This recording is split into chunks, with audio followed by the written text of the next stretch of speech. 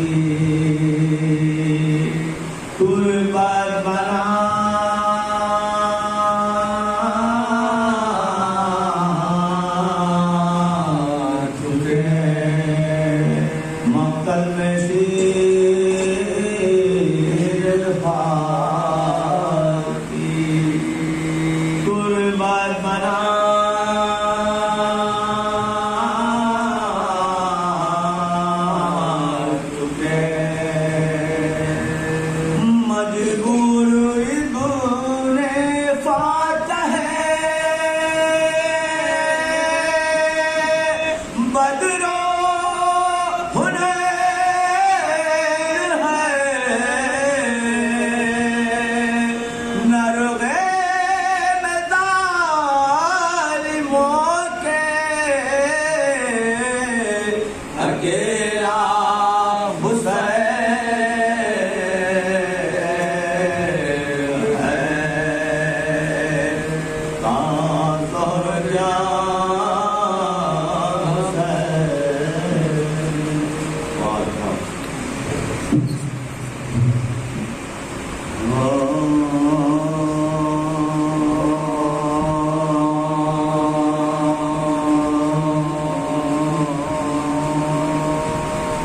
جب آئی شام کی بستی میں ننگے سار زینب، جب آئی شام کی بستی میں ننگے سار زینب، اسیر و مستر و بیتاب نوحگار زینب، اپنا بالوں سے ڈھانپے تھی اونٹ پر زینب، یہ رو کے کہتی تھی ہر دم بچشم تر زینب، یہ رو کے کہتی تھی ہر دم بچشم تر زینب، بہن حسین کی ہوں فاطمہ کی جاری ہوں، میں کربلائے معلی سے لوٹ کے آئی ہوں، جب آئی شام کی بستی میں ننگے سار زینب، اجاڑ ماریا میں ہو گیا چمن میرا، بچھڑ گیا علی اکبر سا گل بدن میرا، ہوا شہید ہر ایک شیر صاف شکان میرا، پڑا ہے بھائی بیاباں میں بے کفن میرا، پڑا ہے بھائی بیاباں میں بے کفن میرا، نبی کی آل کو اہل جفا نے لوٹ لیا، ہمارے کنبے کو رن میں قضا نے لوٹ لیا، جب آئی شام کی بستی میں ننگے سار زینب، ہمارے پیارے کو مہمان بلا کے مارا ہے، علی کے لال کا خنجر سے سر اتارا ہے، ہر ایک شہید جفا تشنا لفظ لارا ہے، ہر ایک گل سا بدن رن میں پارا پارا ہے، ہر ایک گل سا بدن رن میں پارا پارا ہے، چمن پہ فاطمہ کے آ گئی خزاں، نشان مرتضوی کا مٹا نشان، سو نشان مرتضوی کا مٹا نشان، تو ہماری تھی جو بازار گزر گئی ہے، بہن حسین سے رن میں بچھڑ گئی ہے، ہماری زیست کی صورت بگڑ گئی ہے، ایک اور تازہ مصیبت یہ پڑ گئی ہے، ایک اور تازہ مصیبت یہ پڑ گئی ہے، بندے ہیں ہاتھ منہ اپنا چھپا نہیں سکتی، یہ حکم ہے کہ زبان بھی ہلا نہیں سکتی، جب آئی شام کی بستی میں ننگے سار زینب،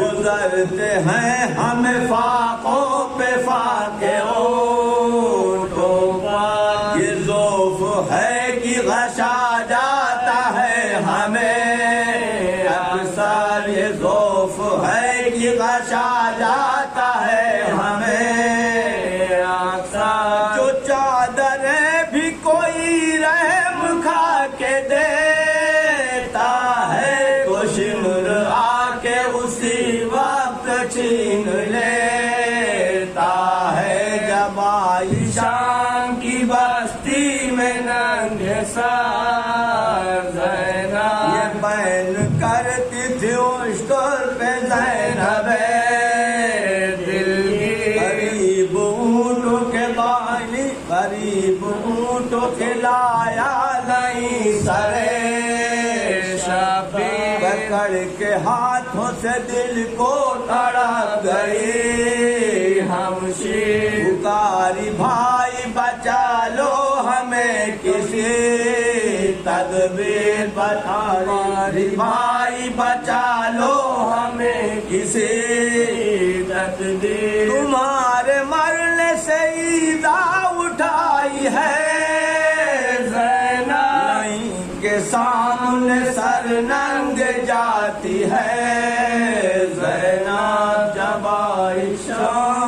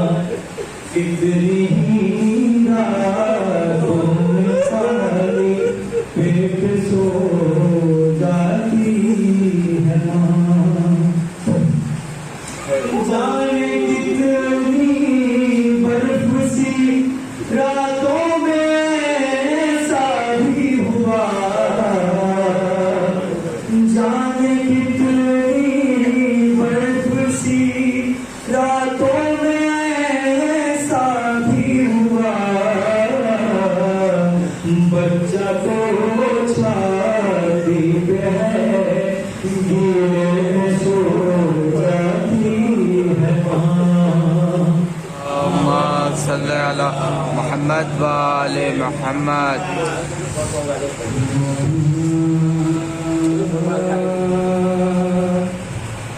تیرے جانے سے زندگی ہو گئی ویران، ماں تیرے جانے سے زندگی ہو گئی ویران، ماں تیرے جانے سے گھر بھی اب لگتا ہے سنسان، ماں تیرے جانے سے زندگی ہو گئی ویران، ماں تیرے جانے سے. تیرے ہوتے ہوئے ہوتے تھے زمانے میرے، تیرے ہوتے ہوئے ہوتے تھے زمانے میرے، لگتے ہیں اب سبھی انجان، تیرے جانے سے زندگی ہو گئی ویران، ماں تیرے جانے سے. بیٹھ کر پاس میرے باتیں جہاں کرتی تھی، بیٹھ کر پاس میرے باتیں جہاں کرتی تھی، سونا ہو گیا دالان، ماں تیرے جانے سے زندگی ہو گئی ویران، ماں تیرے جانے سے. کتنے دکھ میں نے دیے انہیں وہ ہنس کر ہی سہے، کتنے دکھ میں نے دیے انہیں وہ ہنس کر ہی سہے، سوچ کر ہوں میں پشیمان، ماں تیرے جانے سے. جاتے جاتے بھی دعا جینے کی دی تو نے مجھے، جاتے جاتے بھی دعا جینے کی دی تو نے مجھے، اب ہوئی ہے تیری پہچان، ماں تیرے جانے سے. صلی اللہ محمد وآل محمد.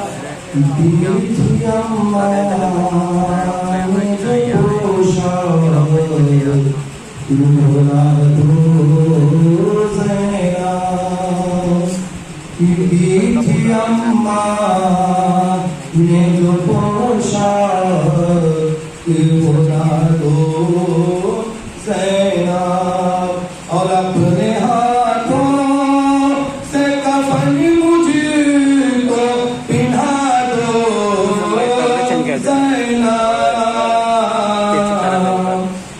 آج مقتل میں فقط بات تمہاری ہوگی، ابھی اماں سے ملاقات ہماری ہوگی. کوئی پیغام اگر ہے تو سنا دو سینا. دیدی اماں نے جو پوشا بلا دو سینا. ہاتھ پابند رسن بہے نہ تمہارے ہوں گے کہ مجھ کو رہ رہے کے خیالات تحلاشے سے میرے. تیر کس طرح نکالو گی بتا دو زینب کہ میرے لاشیں کی رہے گی تمہیں پہچان بہن. کہ چاک کر دو میرے کرتے کا گریبان بہن. کوئی لوٹے نہ اسے ایسا بنا دو زینب.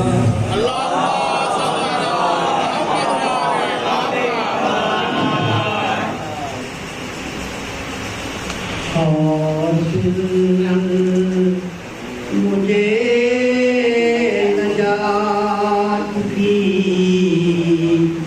سوغات ہو گئی. حاصل مجھے نجات کی سوغات ہو گئی. حاصل مجھے نجات کی سوغات ہو گئی. واضح قضا تسلیے جذبات ہو گئی. قضا تسلیے جذبات ہو گئی. مرتے بطور خاص مرتے ہی میرا بھر گیا دامن مراد کا. مرتے ہی میرا بھر گیا دامن مراد کا.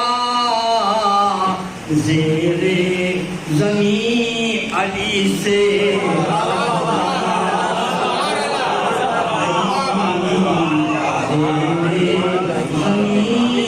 علی سے ملاقات ہو گئی. کام آئے رشتے دار سفر میں نہ موت کے. کام آئے رشتے دار سفر میں نہ موت کے. تنہا تھا میں بلائے علی ساتھ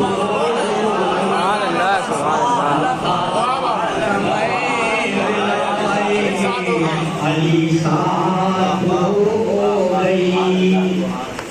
بعد سوال مجھ سے نگینین نے کہا. بعد سوال مجھ سے نگینین نے کہا. سو جاؤ تم امام سے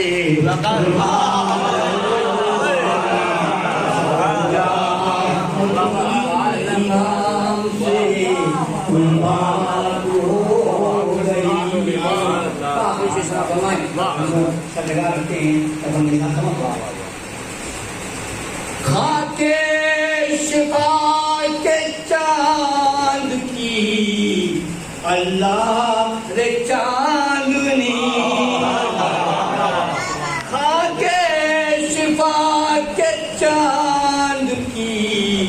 اللہ رے چاندنی میری لہدوں میں نور کی سبحان اللہ سبحان اللہ، واہ واہ واہ واہ، سبحان اللہ اور اللہ کے ساتھ میں اعتماد کر رہا ہوں کہ اسلام مولانا سید اگر عباس صاحب کے اللہ سے تشریف لے آئیں، اپنے بیان سے میں دو محدود کروائیں۔ ایک نعرہ سلمان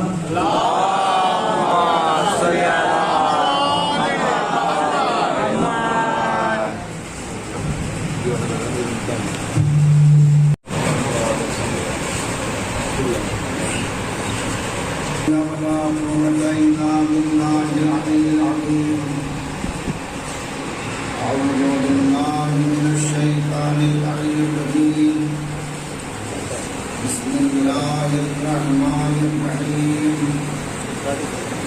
وبه نستعين إنه خير ناصر ومعين الحمد لله رب العالمين والعاقبة للمتقين والجنة للموحدين والنار للكافرين والمنافقين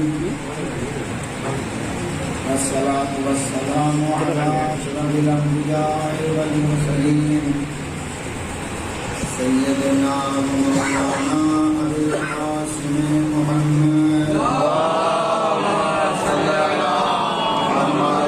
علی محمد وآله الطيبين الطاهرين المعصومين المظلومين ولعنة الله على أعدائهم أجمعين من الآن إلى قيام يوم الدين أما بعد وقد قال الله الحكيم في القرآن الكريم وقوله الحق بسم الله الرحمن الرحيم قل اعملوا فسيرى الله عملكم ورسوله والمؤمنون وستردون إلى عالم الغيب والشهادة فلنبئكم بما كنتم تعملون اللہ صلی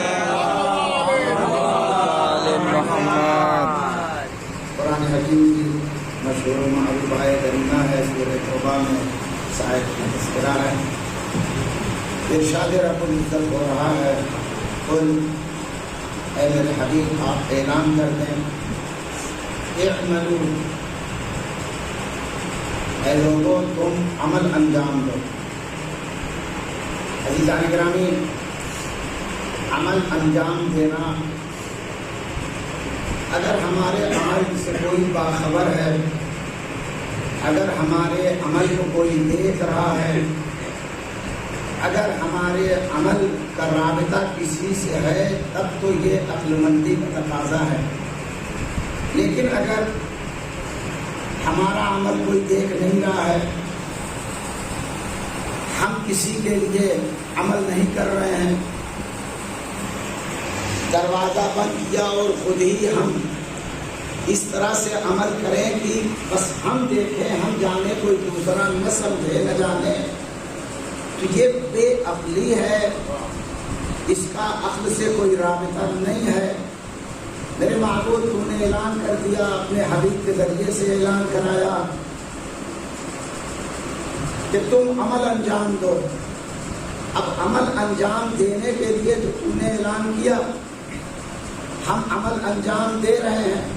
مثلا یہ مجلس ہو رہی ہے، مجلس کو آیا کوئی سننے والا ہے، یہ مجلس ہم اس کے لیے کر رہے ہیں، مثلا اہل بیت کے لیے کر رہے ہیں، رسول کے لیے کر رہے ہیں، ان کا رابطہ مدینے میں ہے، آیا مدینے سے ہمارے بیان کو سن بھی رہے ہیں کہ نہیں سن رہے ہیں؟ اگر سن رہے ہیں تو فائدہ ہے، نہیں سن رہے ہیں تو کوئی فائدہ نہیں ہے۔ توجہ چاہتا ہوں، اس کا فیصلہ ہم کریں تو کوئی ماننے کو تیار نہیں ہوگا، حدیث کو پیش کریں تو کہا جائے گا کہ یہ تو ضعیف ہو سکتی ہے، مگر قرآن کی آیت کا تو انکار کیا نہیں جا سکتا ہے۔ قرآن نے صاف لفظوں میں کہا اے میرے حبیب آپ اعلان کریں قل اعملوا، اے لوگوں تم عمل کرو، فَسَيَرَى اللَّهُ عَمَلَكُمْ، تمہارے عمل کو خدا دیکھنے والا ہے، وَرَسُولُهُ، اور اس کے رسول دیکھنے والے ہیں، وَالْمُؤْمِنُونَ، مومنین دیکھنے والے ہیں۔ عزیزان گرامی، مومنین سے مراد یہ عام مومنین نہیں ہے، عام مومنون سے مراد اہل بیت اطہار علیہ السلام ہے۔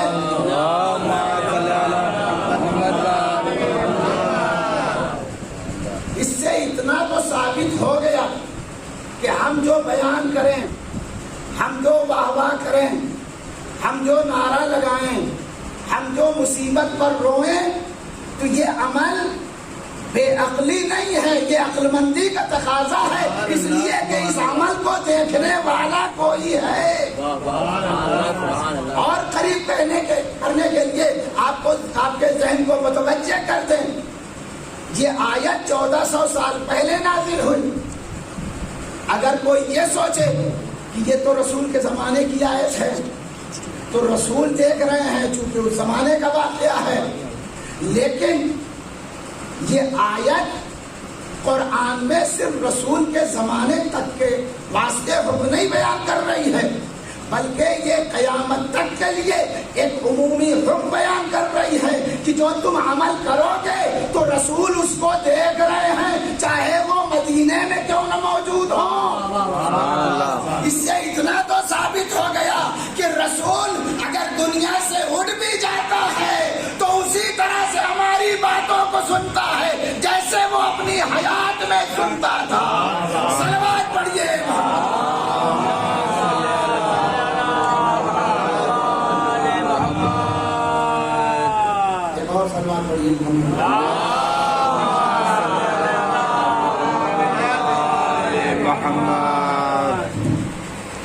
تو ہم جو بیان کرتے ہیں، ہم جو عمل کرتے ہیں، خداوند عالم سے دیکھ رہا ہے، وَسَيَرَى اللَّهُ عَمَلَكُمْ وَرَسُولُهُ، اور اللہ کا رسول دیکھ رہا ہے، وَالْمُؤْمِنُونَ، اور مومنین دیکھ رہے ہیں۔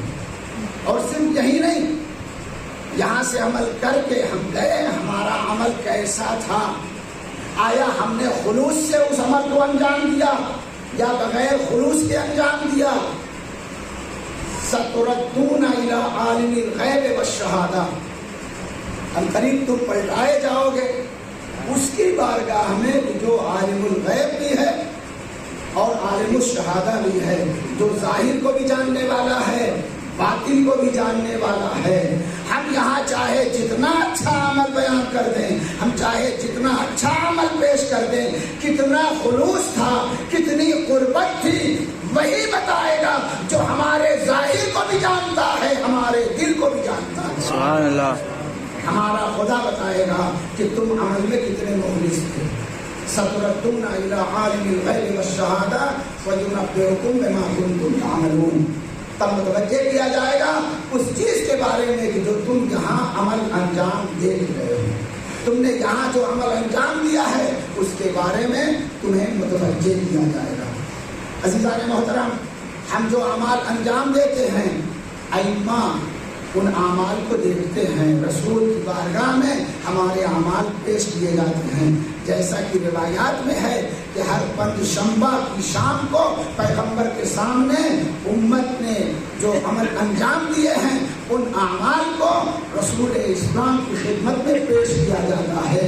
یہ پیش کرنا، روایتوں میں ثابت ہونا اس بات کی دلیل ہے کہ پیغمبر اکرم جیسے اپنی ظاہری حیات میں ہماری باتوں کو سن رہے تھے، اسی طرح سے ہماری باتوں کو اپنی ظاہری حیات کے بعد بھی سن رہے ہیں۔ اب اس آیت سے آپ کے ذہن کو متوجہ کر دوں، اگر پیغمبر ظاہراً موجود ہیں تب بھی سن رہے ہیں، اور ظاہراً موجود نہیں قبر میں ہیں تب بھی سن رہے ہیں، تو اس سے اتنا تو ثابت ہوتا ہے کہ جو مسلمان مشکوک ہیں کہ سلام بھیجیں کہ نہ بھیجیں، ان کو سلام پہنچتا ہے کہ نہیں پہنچتا ہے۔ اگر ہمارے عمل کو دیکھ رہے ہیں تو ہمارا سلام بھی ان تک پہنچ رہا ہے۔ صلوات پڑھیے۔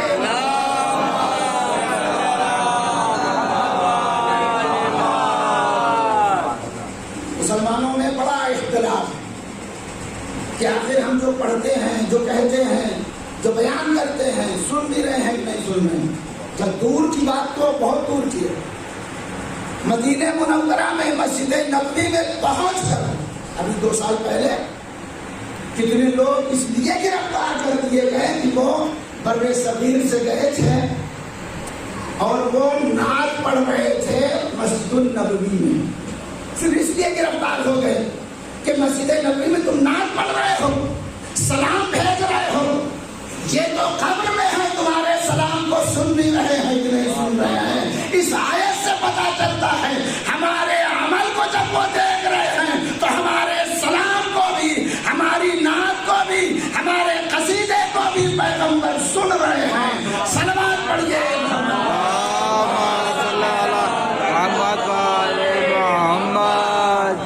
اب ہم جتنے مخلص ہوں گے، نیت میں پاکیزگی جس اعتبار سے ہوگی اسی اعتبار سے پیغمبر کی بارگاہ میں شرف قبولیت ہمارا عمل ہے۔ اور نیت میں اگر خلوص نہیں ہوگا، نیت میں ہماری پاکیزگی نہیں ہوگی تو پیغمبر کی بارگاہ میں ہمارے اعمال شرف قبولیت نہیں پا سکتے۔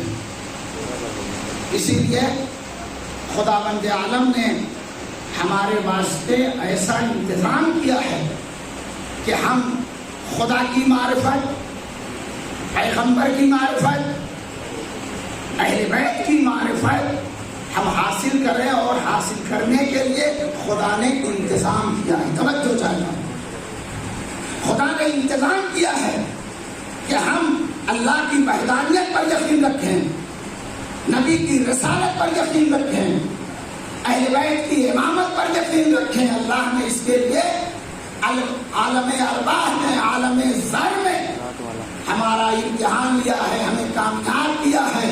روایات میں ہے، اصول کافی میں تفصیل سے اس کا تذکرہ ہے۔ عالم ارواح میں یعنی عالم ذر میں ہم امتحان کی منزلوں سے گزر چکے ہیں۔ جن کے دل میں ولایت کا چراغ منور تھا، انہی کے دل میں دنیا میں ولایت کے چراغ منور نظر آیا ہے۔ جو وہاں ناکام ہوئے ان کے دل میں ولایت کا چراغ منور نہیں ہو سکا۔ عالم ذر میں امتحان کی منزل سے یہ انسان گزر چکا ہے۔ اب عالم ذر سے گزرنے کے بعد آیا جو عالم ذر میں تمہیں کامیابی ملی تھی، توجہ، عالم ذر میں جو کامیابی تمہیں ملی تھی اس کو تم فراموش مت کرو، تم اسے یاد رکھو، اس درس کو سمجھے رہو تاکہ قیامت تک تمہیں کام آئے۔ تو خداوند عالم نے ایک انتظام کیا، حکم شریعت ہوا، مستحب ہی صحیح مگر حکم شریعت کیا ہوا کہ عالم ذر میں جو تمہیں بتایا جا چکا ہے تم اسے فراموش نہ کر پاؤ، اس لیے اس درس کو انسان نے جیسے ہی دنیا میں قدم رکھا حکم ہوا کہ ایک کان میں اذان دوسرے کان میں اقامت کہو۔ یہ اذان و اقامت نہیں ہے بلکہ درس ہے کہ جو درس وحدانیت دیا جا رہا ہے، درس رسالت دیا جا رہا ہے، درس ولایت دیا جا رہا ہے۔ اور کان میں اذان اور اقامت کے ذریعے سے معرفت کے دریچے کھلے، اور اس کے بعد پوری زندگی انسان عمل کرتا رہا، اسی عقیدے پر باقی رہا۔ اب جب پوری زندگی دنیا میں گزار لی، وہ درس فراموش نہ ہونے پائے۔ وہ درس انسان اگر فراموش کر دے گا تو پھر ولایت سے دور ہو جائے گا، محبت سے دور ہو جائے گا۔ لہذا قدرت نے پھر انتظام کیا، حکم شریعت ہوا کہ جب تم قبر کی منزل میں پہنچا دو تو تلقین کے ذریعے سے یاد دہانی کرا دو۔ تلقین نہیں ہے بلکہ درس معرفت ہے جو ہم اپنے چاہنے والے کو دیا کرتے ہیں۔ صلوات پڑھیے۔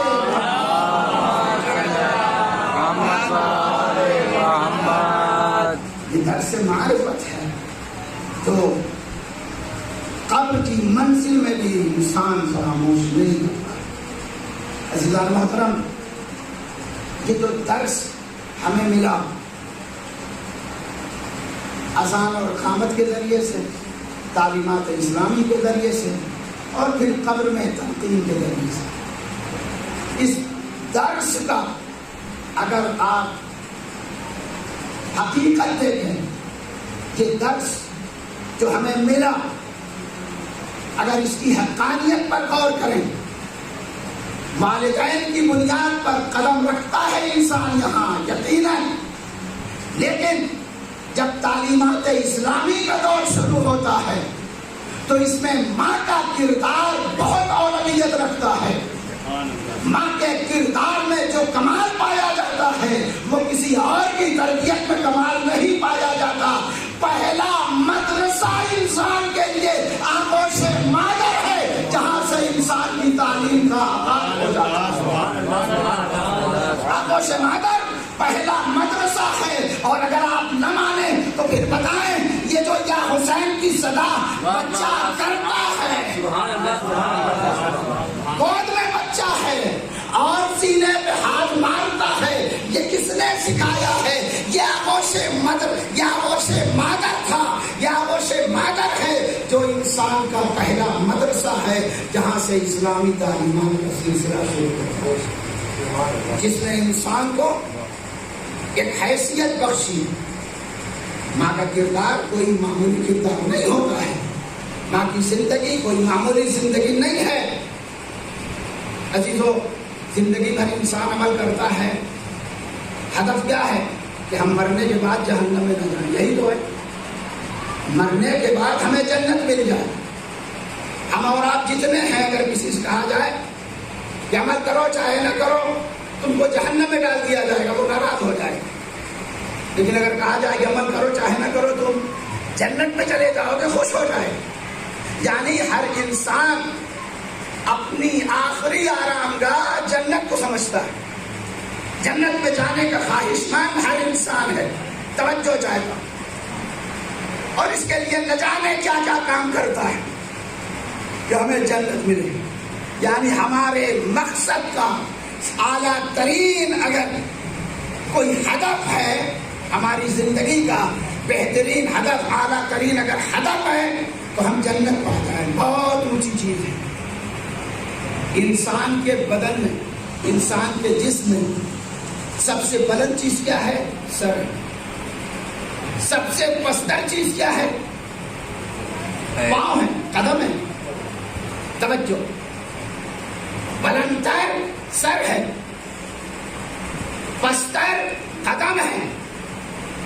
جنت ہمارا اعلیٰ ترین مقصد، اعلیٰ ترین مقصد ہے۔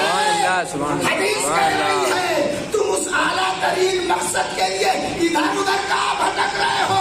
الجنت و تحت اقدام الامہات، جنت تو ماؤں کے قدم کے نیچے ہے۔ بہت بڑا مقصد ہے جنت، قدرت نے کہا رکھا ماں کے قدم کے نیچے۔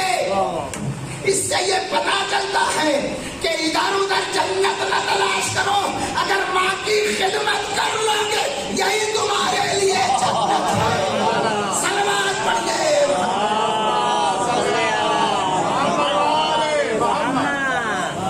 الجنت و تحت اقدام الامہات، جنت ماؤں کے قدم کے نیچے ہے۔ ماں کا قدم جسم کا سب سے پستر حصہ، قدم کسی کی طرف پاؤں کر کے صرف آپ بیٹھ جائیں برا مان جائیں گا، اور حدیث کہہ رہی ہے کہ ماں کے قدم کے نیچے تمہارا سب سے بڑا مقصد ہے، تمہارا سب سے بڑا ہدف جنت میں جانے کا ہے۔ وہ جنت کہاں ملے گی؟ ماں کے قدم کے نیچے ملے گی۔ تو جس ماں کے قدم کے نیچے جنت ہے تو پھر انسان اگر ماں کو راضی کر لے، اگر ماں کی خدمت کر لے، ماں کا وقار سمجھ لے، ماں کی حقانیت سمجھ لے، تو جنت تو اس کے پیچھے پیچھے نظر آئے گی۔ صلوات پڑھیے محمد محمد۔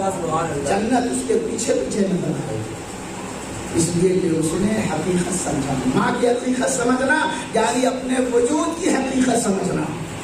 اگر کوئی ماں کی حقیقت نہیں سمجھ سکتا تو اس کا مطلب ہے کہ اپنے وجود کی حقیقت نہیں سمجھ سکتا۔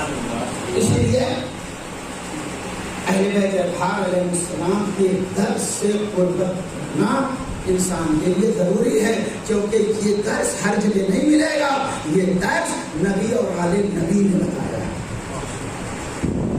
انصاف سے بتائیں، ہم اور آپ جتنے بیٹھے ہیں، ابھی اگر پتہ چل جائے کہ ہم جس کے ظہور کی دعا کرتے ہیں مکے میں وہ ظہور فرمائیں، کون ہے جو سوچے کہ چلو بعد میں چلا جائے گا؟ ہر آدمی سوچے گا کہ چلے امام سے فوراً ملاقات کریں، اس لیے کہ مدتوں سے تمنا کرتے رہے۔ یہ تو آج کی صرف مثال کے طور پہ آپ کی خدمت میں ہے۔ پیغمبر اکرم صلی اللہ علیہ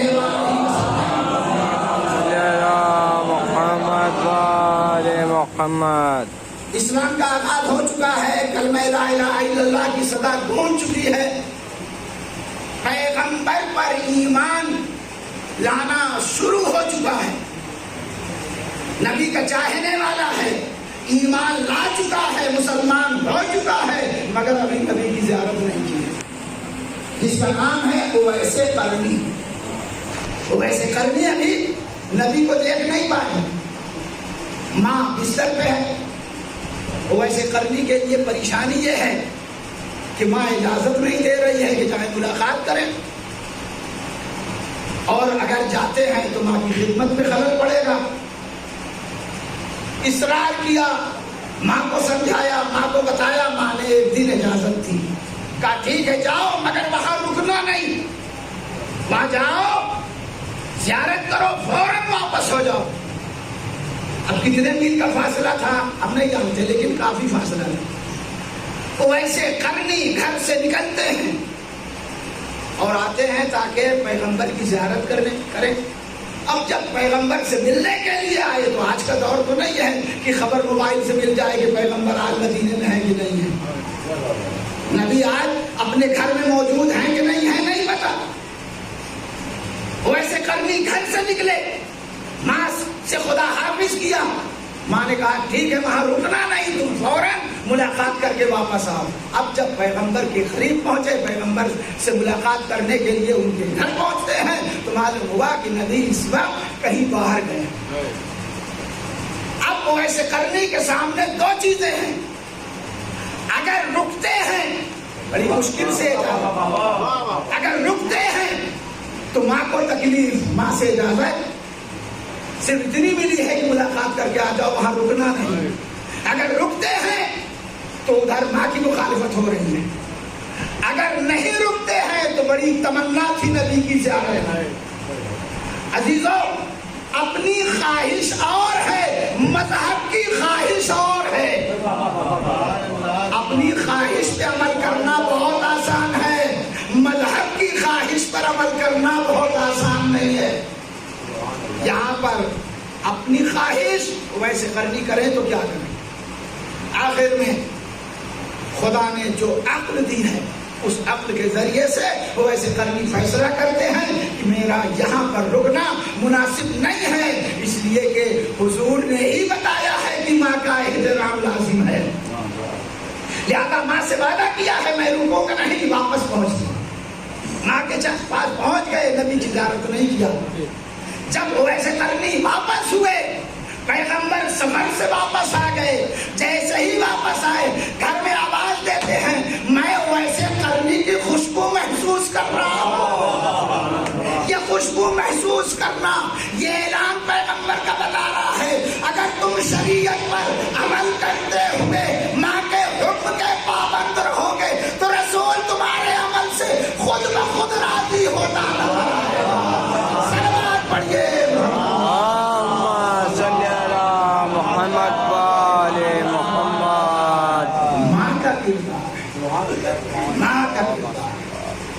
عزیزوں، بچے کے اندر اگر کمال آتا ہے تو ماں کا کردار اس پر شامل ہے۔ گزشتہ دور کی بات نہ کریں، حال حاضر تقریباً 25 سال کا وقفہ ہوا ہوگا، جس وقت حافظ کل قرآن محمد حسین طباطبائی نے ایران میں موضوعاتی اعتبار سے جب قرآن کی آیات کو حفظ کیا، پوری دنیا میں شور تھا۔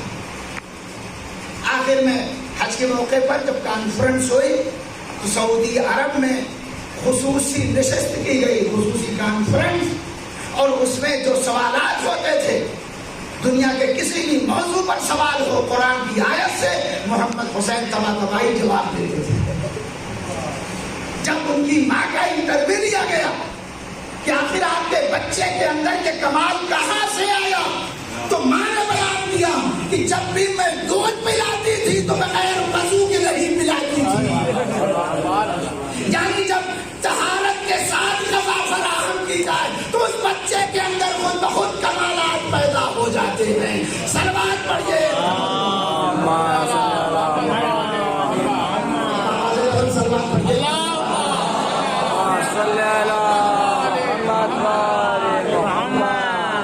یہ جو طہارت کے ساتھ غذا دی گئی، یہ جو طہارت کے ساتھ پروان چڑھایا گیا، اس کا اثر کتنا ہوا تو آپ اندازہ فرمائیں۔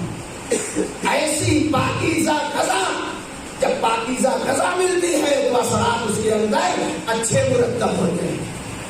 تو اس کانفرنس میں جب انٹرویو لیا گیا تو آخر میں مجبور ہو کر شہزادہ عرب نے کہا کہ میں اس بچے کو کچھ انعام دینا چاہتا ہوں، اس لیے کہ عالم اسلام کے لیے سبب افتخار ہے۔ تو محمد حسین نے بڑھ کے آواز دی، تم انعام دینا چاہتے ہو؟ قل لا اسألکم علیہ اجرا الا المودۃ فی القربى۔ صلوات پڑھے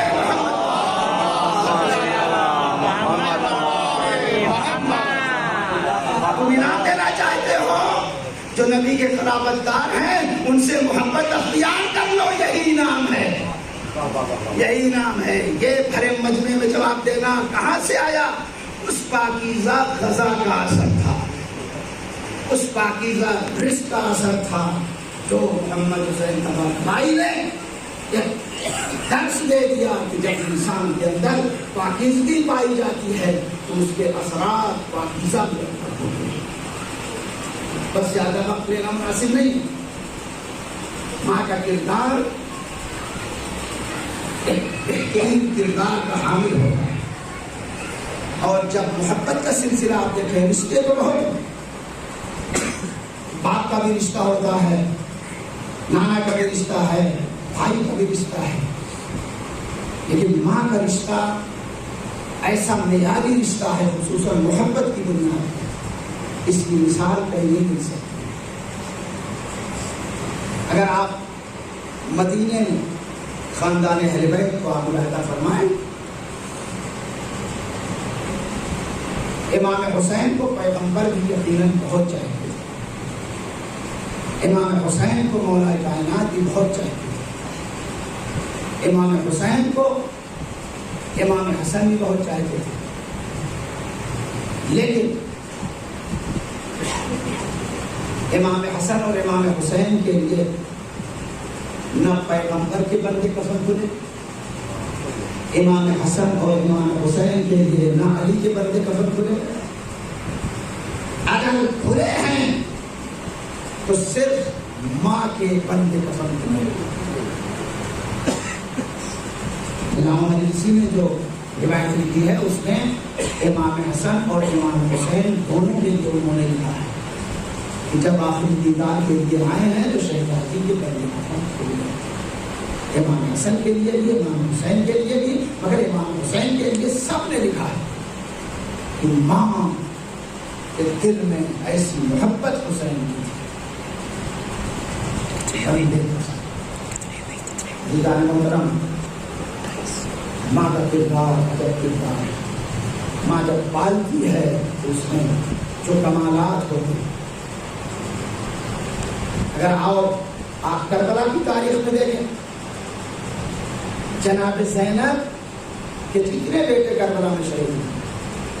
جناب زینب کے 2 بیٹے مشہور ہیں کربلا میں شہید ہوئے، حالانکہ دونوں جناب زینب کے بیٹے نہیں تھے، جناب عمر اور جناب محمد دونوں کے لیے کیا ہے کہ زینب کے دونوں لاڈلے، ایسا نہیں ہے۔ عبداللہ کے دونوں بیٹے تھے، مگر ایک بیٹا دوسری ماں سے تھا اور جناب زینب کے قتل سے صرف ایک بیٹا، مگر تربیت اس طرح سے کی ہے جناب زینب نے کہ دونوں شہزادوں کو زینب کا ہی بیٹا کہا، یعنی اس طرح سے تربیت کی ہے کہ ذرہ برابر سوتیلا پن کہیں نہیں کھائی.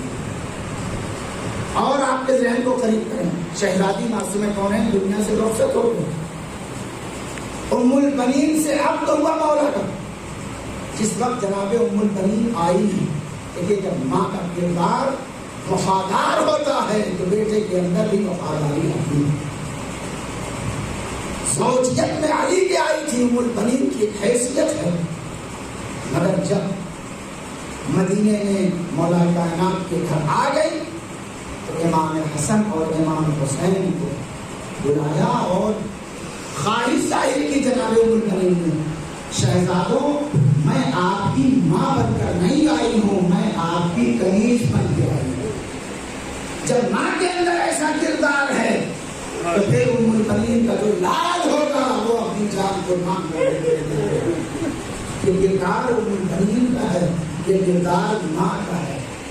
اسی لیے ام البنین نے مختلف مقامات پر جناب مولا عباس کو وصیت کی تھی, حتیٰ مدینے سے جاتے وقت میرے حسین کا خیال رکھنا, میرے حسین پر کوئی آنچ نہ ہونے. یہاں تک کہ 47 ہجری میں جب مولا کائنات کی شہادت ہوئی ہے, اسی وقت مولا عباس جس وقت گریہ کر رہے تھے کہ میرے بابا امام حسن کے حوالے سب کو پڑھ رہے ہیں, میرے بارے میں کچھ ابھی بابا نے نہیں کہا ہے, تو ام البنین ہاتھ پکڑ کر لے گئی اور اس وقت گویا کربلا کا پورا منظر سامنے آ گیا. علی نے آواز دی, میرے لال میرے حسین کا خیال رکھنا. یہ عباس کے اندر جو کمالات آئے ہیں, یہ ام البنین جو مادر عباس ہیں ان کے شیر کی تاثیر ہے, ان کے خون کی تاثیر ہے, یہ ان کی تربیت کا اثر ہے کہ عباس کے اندر وفاداری کا جذبہ پیدا ہے. جزاک اللہ. خدا آپ کو سوائے کامیابی محمد کی کسی مرحومہ کے اظہار ثواب کی مجلس ہے. طویل عدالت کے بعد انتقال ہوا. پسماندگان کو سبھی اجزاء و اقربا فرصت دے رہے اور بڑی عزت و احترام کے ساتھ انہیں سپرد عہد کیا گیا. سپرد عہد کرنے کے بعد 8 مئی سے سرگم کا بھی انعقاد ہو گیا. لیکن دن بھر آتا ہے ایک کنیز صحرا کے لیے گناہ کے اہتمام ہم کرتے ہیں, مگر مدینے میں رسول کی بیٹی نے دنیا اس میں شہزادی زینب کی دلیری, شہزادی زینب پر گزرنے والے جو مصائب ہیں ان کو یاد کر کے واقعاً رونا آتا ہے. نانا کی مصیبت ہو زینب نے دیکھا ہے, بابا کی مصیبتوں کو زینب نے دیکھا ہے, ماں رات کی تاریکی میں دفن کی گئی اور نشان قبر متعدد بنا دیے گئے, زینب نے دیکھا ہے. حسن کے جنازے پر تیروں کی بارش ہوئی, زینب اسی مدینے میں موجود ہے. زینب نے تمام مصیبتوں کو دیکھا ہے, کیونکہ ایام عزا کا آخری دور چل رہا ہے اور یہ جو آخری دور ہے گویا یہ زینب کی مصیبتوں سے مربوط ہے. جس کے لیے مجلس شعور کا انعقاد ہوا, شہزادی زینب کی کنیز, شہزادی معصومہ کونین کی کنیز. بس سنیں انشاءاللہ مسام ہوں گے. سرزمین کربلا تک زینب آئی ہیں, تمام مصائب و آلام زینب نے دیکھے. کربلا کا جب واقعہ ہوا نجف میں مولا کائنات کی قبر لوگوں کو پتہ نہیں, مگر زینب کو معلوم ہے کہ میرے بابا نجف میں. زینب کے دل پر اس وقت پہاڑ ٹوٹ گیا ہوگا مصیبت کا, جب کوفے پر زینب لے جائی گئی اور کوفے سے نجف کا زیادہ فاصلہ نہیں. زینب کا دل بھرایا ہوگا, اپنے بابا کو آواز دیتی ہوں گی, بابا آپ جس بیٹی کو عزت و شان سے پال رہے تھے, آپ جس بیٹی کا احترام کر رہے تھے, آج وہی بیٹی کوفے میں رسم بستہ نہیں گئی. زینب کا کلیجہ ہے جو مصیبتوں کو برداشت کر رہی ہے. کوئی عام خاتون ان مصیبتوں کو برداشت نہیں کر سکتی.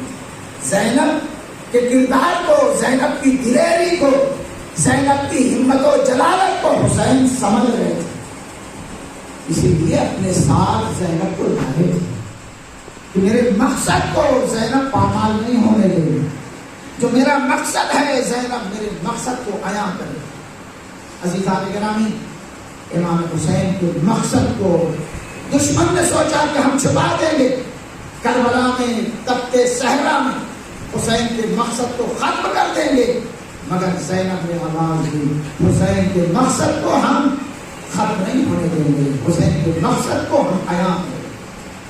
کوفے میں عیاں کیا، شام میں عیاں کیا، یہاں تک کہ حکم رہائی ہوئی۔ حکم رہائی پانے کے بعد سرزمین کربلا پہ واپس آئی ہیں، حسین کے مقصد کو زینب عیاں کر گئی۔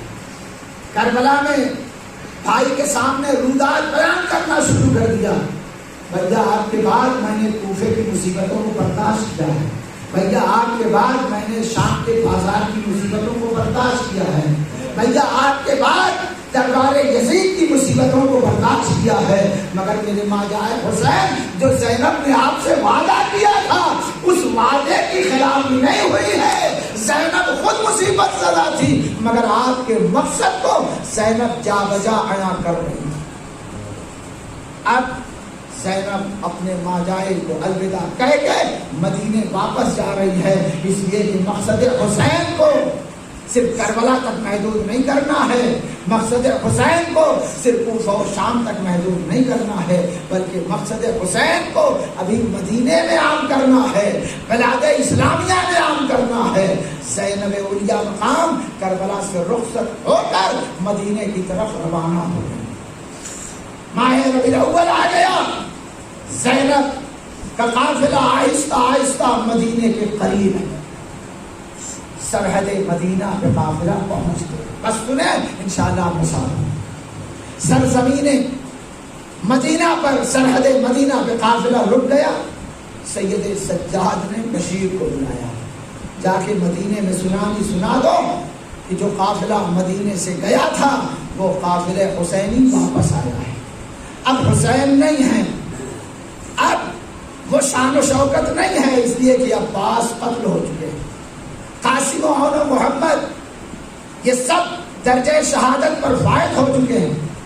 بشیر ابن جزلم مدینے میں داخل ہوتا، اہل مدینہ کو آواز دے رہا ہے بشیر، اے مدینے والو اب یہ مدینہ رہنے کے قابل نہ رہا، مدینے والو حسین قتل کر دیے گئے، مدینے والو حسین کا قافلہ لوٹ لیا گیا، زینب کوفہ و شام میں رسن بستہ پھرائی جا چکی ہیں۔ بشیر ابھی یہ اعلان کر ہی رہا تھا کہ دیکھا ایک کمر خمیدہ اساتیے ہوئے معظمہ سامنے آتی ہے، اے بشیر اے شیخ، ارے کس کے قتل کی سنانی سنا رہا ہے؟ کہا حسین ابن علی کے قتل کی سنانی ہے۔ جیسے ہی سنا حسین ابن علی قتل کر دیے گئے، قافلہ لٹا ہوا واپس آیا ہے، ارے ام البنین سے رہا نہ گیا، آواز دیتی ہے اے میرے والیو بارد علی، اے نجف میں سونے والے علی، ارے میرا عباس، ارے اس وقت کیا کر رہا تھا جب میرا حسین قتل ہوا؟ بشیر نے کہا بیوی جب تک عباس کے بازو سلامت تھے، جب تک آپ کے لال زندہ تھے، حسین پر آنچ نہیں آئی۔ بس عزیزو سنیں، جناب ام البنین کو خبر شہادت سنا دیا، اور اس کے بعد محلے بنی ہاشم میں مسجد نبوی کے قریب بشیر پہنچا، اور بشیر محلے بنی ہاشم خصوصاً مسجد نبوی میں سنا رہا ہے، اے مدینے والوں مدینہ رہنے کے قابل نہ رہا، مسجد نبوی کی جو شان تھی اسے کربلا میں شہید کر ڈالا گیا، رسول کے نواسے کو کربلا میں قتل کر ڈالا گیا۔ محمد حنفیہ مسجد نبوی میں ہے، محمد حنفیہ نے جب اپنے بھائی کی قتل کی خبر سن لی ہے، ایک تیز رفتار گھوڑے پہ سوار ہوئے محمد حنفیہ سرحد مدینہ کی طرف بڑھے، جہاں قافلہ لٹا ہوا تھا، سید سجاد کو ارے کلیجے سے لگا لیا، یبنا فی الحسین، اینا فی الحسین، اے میرے بھتیجے میرا بھیا حسین کیا ہوا؟ اتنے میں زینب نے قبر پہ